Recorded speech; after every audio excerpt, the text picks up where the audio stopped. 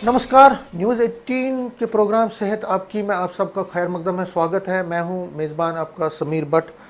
जिस तरह आपको पता है श्रोताओं की जो ये सेहत आपकी है, इसमें हम एक नए डॉक्टर के साथ हर हफ्ते आपकी करवाते हैं मुलाकात, और इस डॉक्टर के ज़रिए हम जो मुख्तलिफ बीमारियां हैं, जो वेरियस टाइप्स ऑफ डिजीज़ हैं, उसके बारे में जानते हैं। उनकी जो एक तरह से उनकी गाइडेंस और उनकी टिप्स हम दर्शकों के सामने पेश करते हैं। वो अपने जो उनकी एक्सपीरियंस है वो शेयर करते हैं, और किस तरह से बीमारियों को फैलने से रोका जाए, और अगर किसी को कोई बीमारी हुई तो उसको कैसे प्रिवेंट किया जाए, उसको कैसे कंट्रोल में लाया जाए, उस पर हम बात कर रहे हैं। आज हमने स्टूडियो में दावत दी है डॉक्टर संजोगिता सुधन को। नमस्कार। ये एक स्पोर्ट्स मेडिसिन स्पेशलिस्ट है, इस वक्त डिप्टी सुपरिटेंडेंट है ये सुपर स्पेशलिटी हॉस्पिटल जम्मू में, और बहुत ही एक बड़ा नाम है स्पोर्ट्स कैटेगरी में।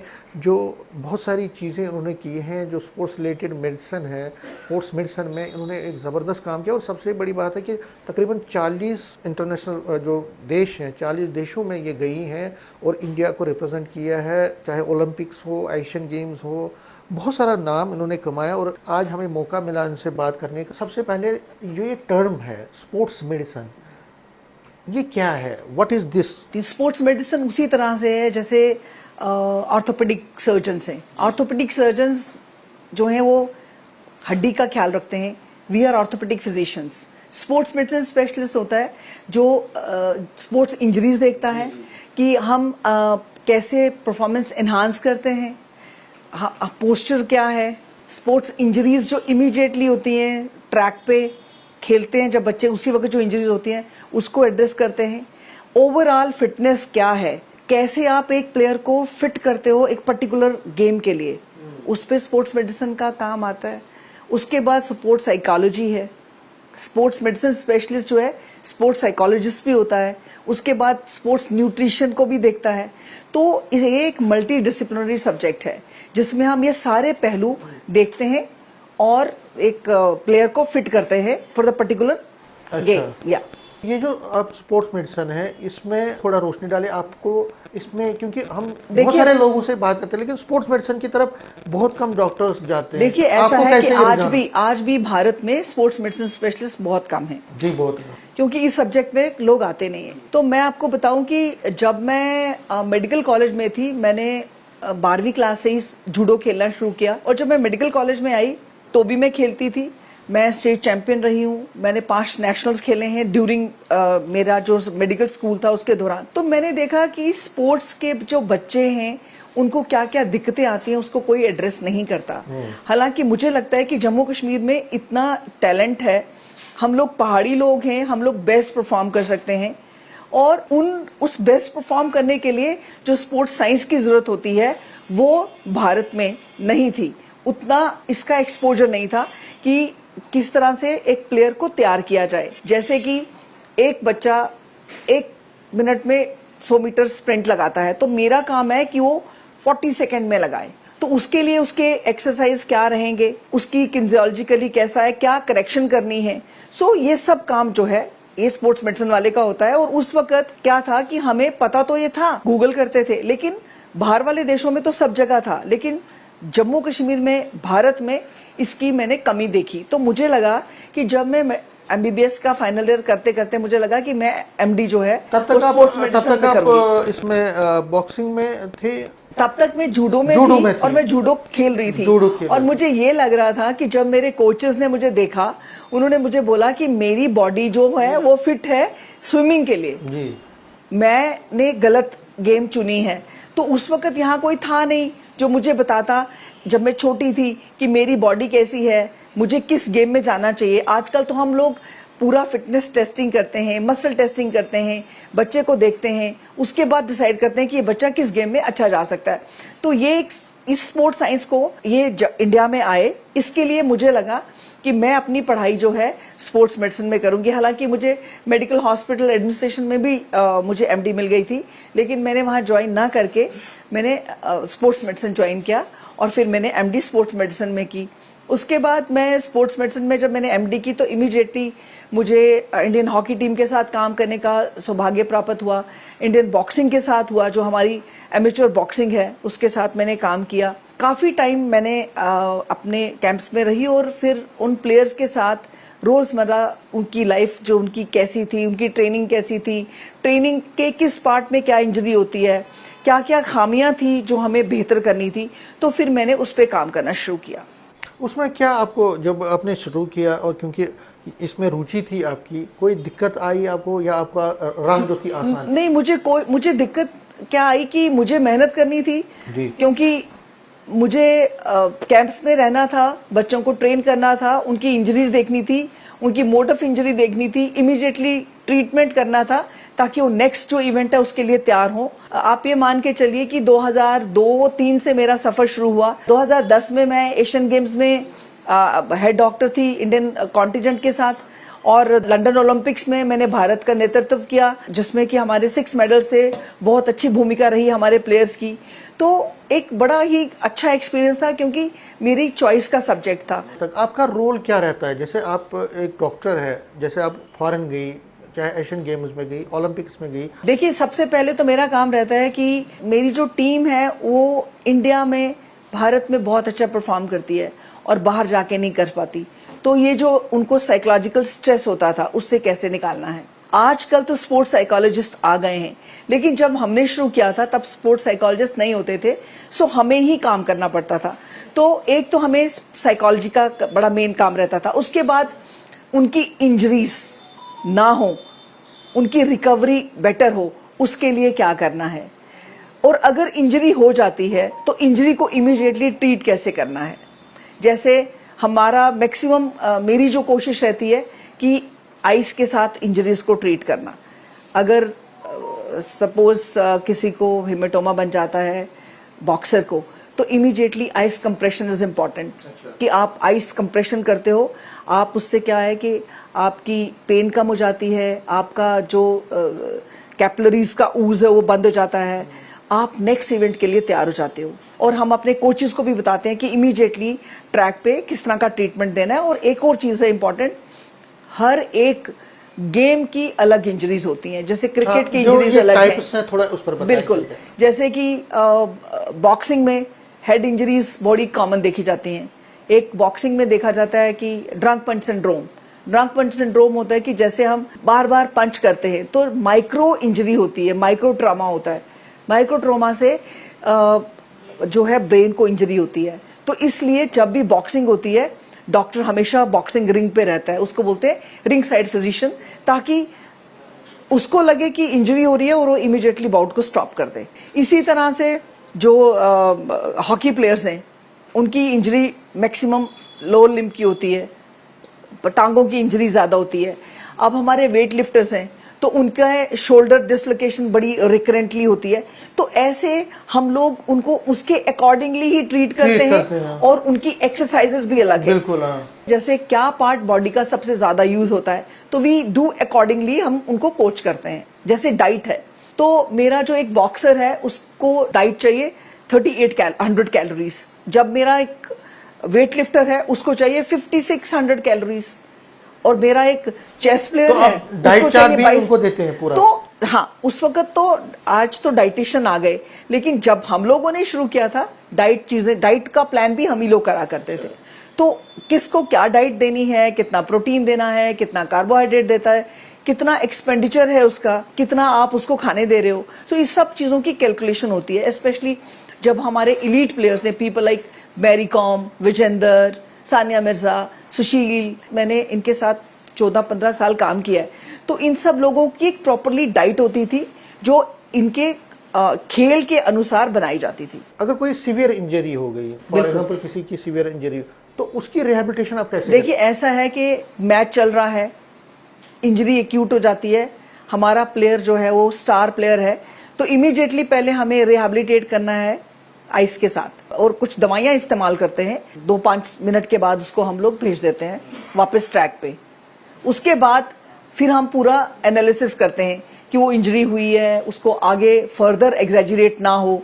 Then we call the hospital people, एक पेशेंट अपना जो प्लेयर है हम उसको शिफ्ट करते हैं, उसके बाद उसकी रिहेबिलिटेशन होती है, फिर हम लोग प्लान बनाते हैं, फिजियोथेरेपिस्ट को बुलाते हैं, physiotherapist has a big role, फिर हम लोग बताते हैं कि क्या फिजियोथेरेपी करनी है, किस मसल में लगी है, या कोई लिगामेंट इंजरी है या कोई मनिस्कल इंजरी है, सो वी ट्रीट अकॉर्डिंगली। जो आपकी टीम जाती है वहां पे, क्योंकि एक ही नहीं होता है, क्या एक दूसरे की कंसल्टेशन बिल्कुल, उसमें क्या होता है कि इस किसी भी स्पोर्ट्स टीम को हेड करता है स्पोर्ट्स मेडिसिन स्पेशलिस्ट, जिसके साथ हमारे स्पोर्ट्स साइकोलॉजिस्ट होते हैं, आजकल हमारे पास स्पोर्ट्स फिजियोथेरेपिस्ट होते हैं, मेस्योर होते हैं। So this is a team of 4, 5, 6 people जो उस वक्त ट्रैक पे रहती है और अकॉर्डिंगली बिहेव करती है। एक पूरा प्रोटोकॉल होता है कि किसने क्या देखना है।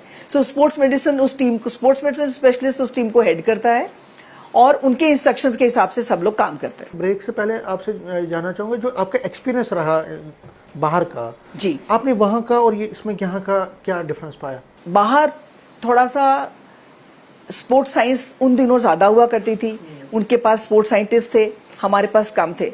लेकिन जो बूम 2014 के बाद आया है उसने तो पूरी स्पोर्ट्स का नक्शा बदल दिया भारत में। जैसे हमारे खेलो इंडिया प्रोग्राम आए, हमारे नाडा का बड़ा अच्छा काम रहा, और उसके साथ साथ हमारे स्पोर्ट्स साइंटिस्ट आए, हमारे स्पोर्ट्स साइंटिस्ट के साथ साथ हमारे फिजियोथेरेपिस्ट ज्यादा से ज्यादा लोग आने लगे।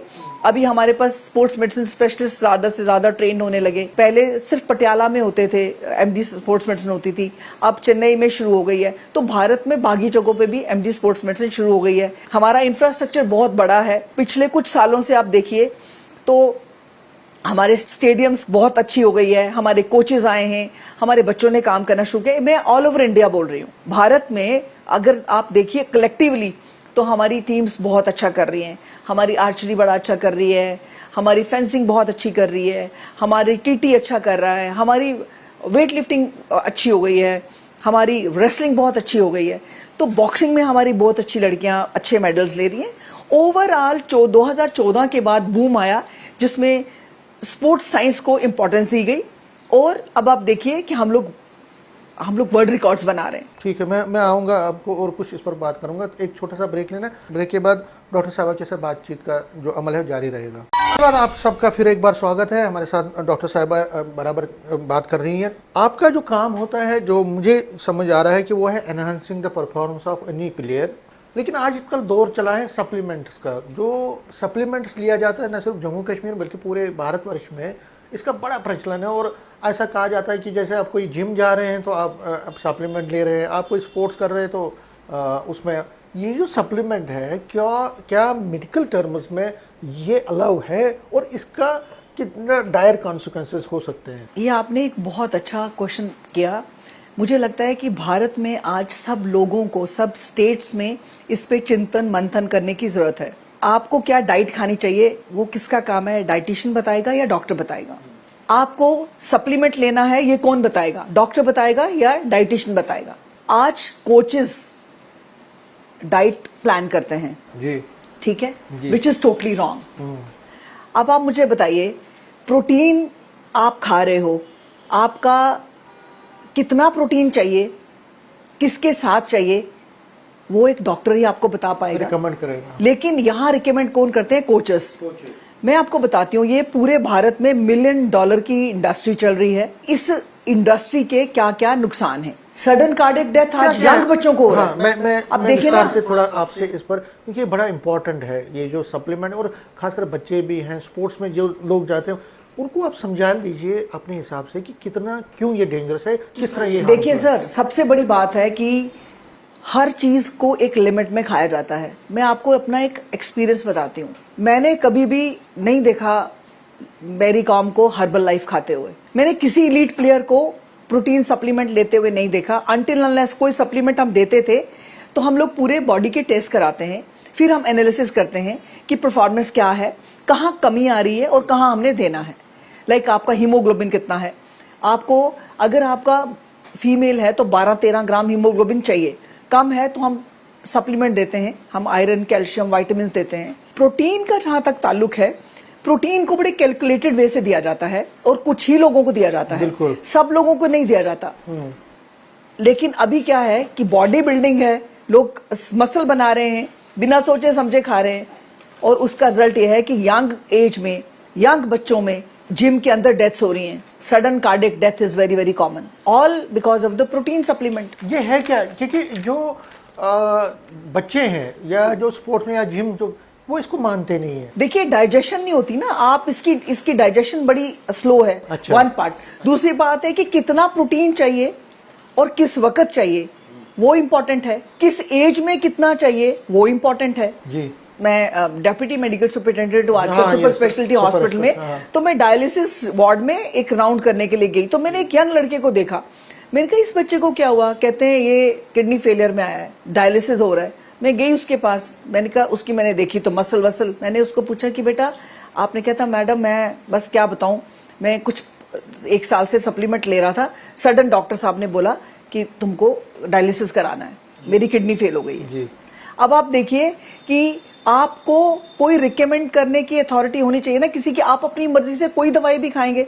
मैं आपको सिर्फ इतना बताती हूँ कि सिंपल पैरासीटामोल अगर आप खाली पेट खा लेते हो तो आप ब्लीड कर जाते हो, एंड वो एक सिंपल पैरासीटामोल आपको मार देती है। इतना सा जहर खाएंगे ना, अब छोटा सा एक कतरा जहर खाएंगे, आप मर जाएंगे ना। तो वो इतना डब्बे जो ये कंज्यूम करते हैं वो कहाँ जाएंगे? तो आप ये कह रहे हैं कि this is one of the reason, this is the main basic reason.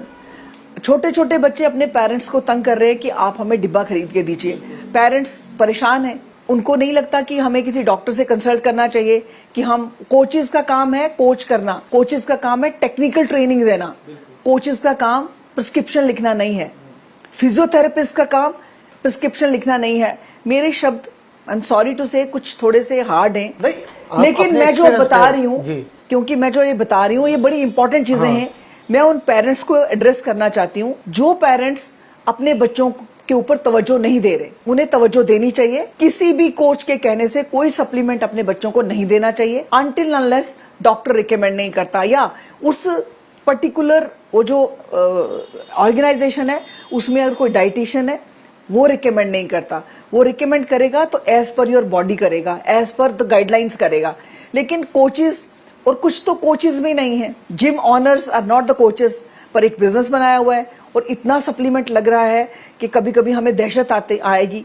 आने वाले समय में मार्क माय वर्ड्स कि ये एक बहुत बड़ा मॉन्स्टर है जो हमारे बच्चों को सिक कर रहा है। अच्छा। हम एक फिट होने की जगह अनफिट होते जा रहे हैं। आप सिंपल खाना खाइए, आप सब्जी दाल चावल सिंपल चीजें खाइए, एक्सरसाइज करिए, आप फिट रहिए। और एक चीज बड़ी इंपॉर्टेंट है कि फिटनेस भी बड़े किस्म की होती है। अभी आप देखिए, एक है फिटनेस फॉर द चिल्ड्रन, उनका रजीम अलग है, उनकी वेट ट्रेनिंग अलग है।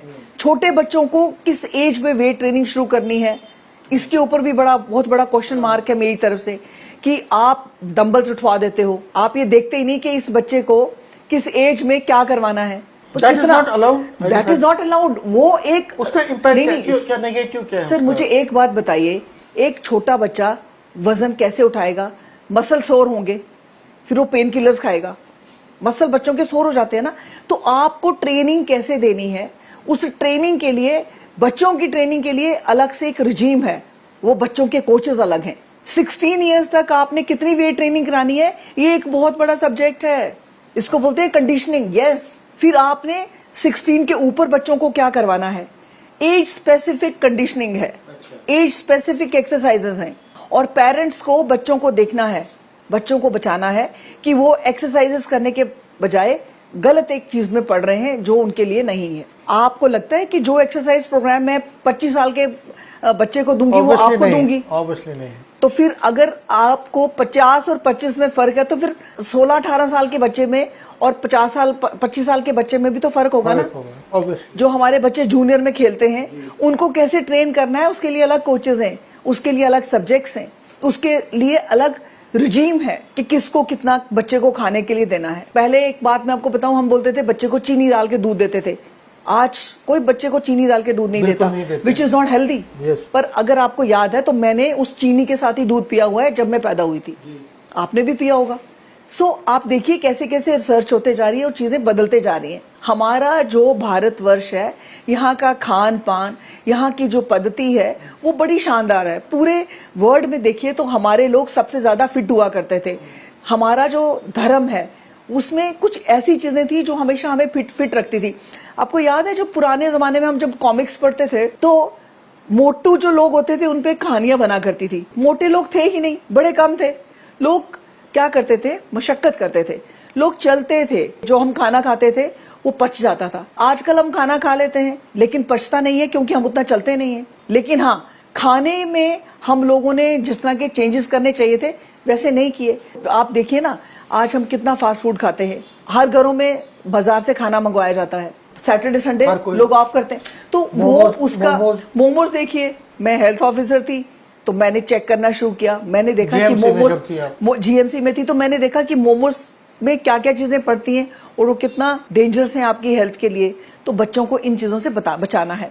मैं आपको बात कर रही थी फिटनेस की। तो फिटनेस की बड़ी किस्में हैं। Fitness for the children, fitness for the women, fitness for the elite player. जो मेरा इलीट प्लेयर है उसकी जो फिटनेस है वो अलग है।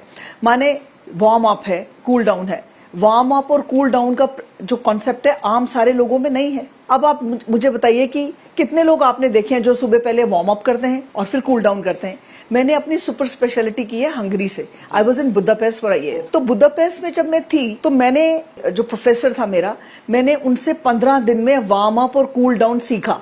ओके। अब आप मुझे बताइए, वार्म अप और कूल डाउन मैंने 15 दिनों में ऐसी क्या रॉकेट साइंस थी जो मैंने सीखा।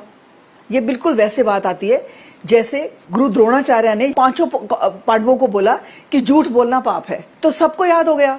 दूसरे दिन सबने कहा कि झूठ बोलना पाप है, झूठ बोलना पाप है।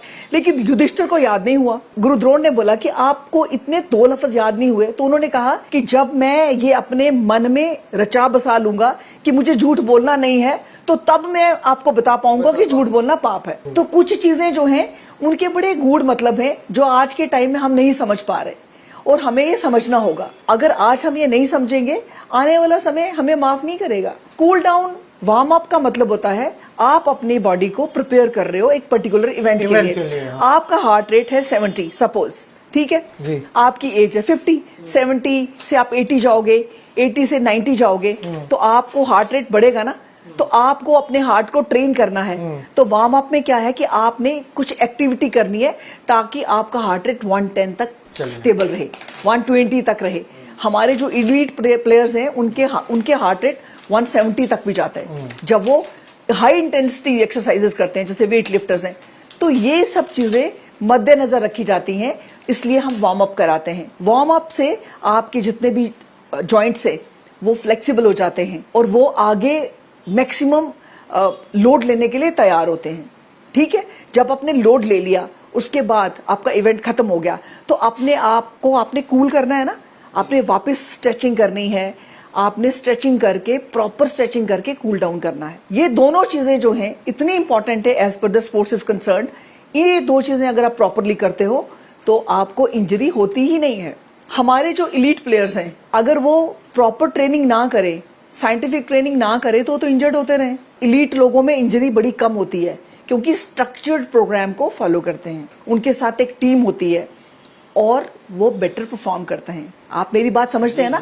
आपको पता है इंजरी कब होती है? जब हम अंडर ट्रेनिंग होते हैं, या फिर हम ओवर ट्रेन करते हैं, या फिर हम कूल डाउन नहीं करते, हम या हमारा वार्म अप नहीं होता प्रॉपर, या हमारी रिकवरी नहीं होती। Recovery is a big subject in sports medicine कि हमारा बच्चा रिकवर हुआ कि नहीं, उसकी स्लीप 8 घंटे है कि नहीं। जितना आप सोएंगे हार्मोन्स अपना काम करेंगे, आप मॉर्निंग में प्रॉपर परफॉर्म करेंगे। तो ये सारी चीजें जो हैं ये स्पोर्ट्स मेडिसिन का हिस्सा हैं और स्पोर्ट्स मेडिसिन एक ऐसा टूल है जिसकी हेल्प से ही हम वर्ल्ड रिकॉर्ड्स बना सकते हैं। मैम, आपके साथ तो बहुत अच्छी चर्चा चल रही थी क्योंकि वक्त ख़त्म हो गया है, लेकिन आपने जो बातें की हैं वो बिल्कुल फ़ायदेमंद है। फिलहाल आपने आज बात की, आपने बहुत अच्छी अच्छी बातें की। आपका बहुत बहुत धन्यवाद। आप हमारे स्टूडियो में आए, आपने अपना टाइम भी निकाला। तो ये थी डॉक्टर संजोगिता सूदन जो कि स्पोर्ट्स मेडिसिन स्पेशलिस्ट है और डिप्टी सुपरिटेंडेंट है ये सुपर स्पेशलिस्ट हॉस्पिटल जम्मू में। तो इनकी जो बातें हैं, हमें भी पूरी उम्मीद है कि जो दर्शक आज जुड़े हैं और जो ये हमारा प्रोग्राम देख रहे हैं तो वो इनकी जो टिप्स है उसको ज़रूर अमल में लाएंगे। और सबसे बड़ी बात है जो ये सप्लीमेंट का जो चलन है उससे वो दूर रहेंगे। मुझे और मेरी पूरी टीम को दीजिए इजाज़त। अगले प्रोग्राम में हम किसी और डॉक्टर से आपकी करवाएंगे मुलाकात। तब तक मुझे दीजिए इजाज़त। नमस्कार।